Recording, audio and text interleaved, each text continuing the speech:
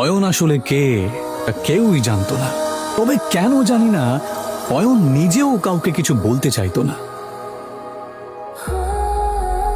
ওকে শুধুমাত্র শ্বশুর বাড়ির লোকেরাই নয়, শাশুড়িও পর্যন্ত অপমান করত। উনি রুষা আর অয়নের ডিভোর্সও করিয়ে দিতে চেয়েছিলেন। অয়ন, আমি এখন হোটেলে একজনের সাথে দেখা করতে যাচ্ছি। তুমি কিন্তু কাউকে বলবে না যে তুমি আমার স্বামী।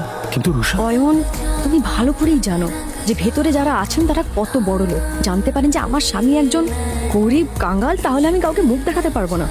অয়ন নিজের স্ত্রী রুষার কথা শুনে চুপ করে যায়। এর আগেও অয়নকে অনেকবার সে অপমান করেছে।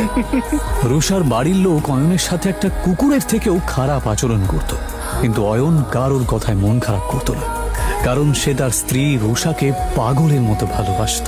আজ রুষা তার ছোটবেলার বন্ধু রূপালী এবং আরো কিছু বড়লোক বন্ধুদের সাথে হোটেলে দেখা করতে যাওয়ার সময় অয়নকে সচেতন করছিল।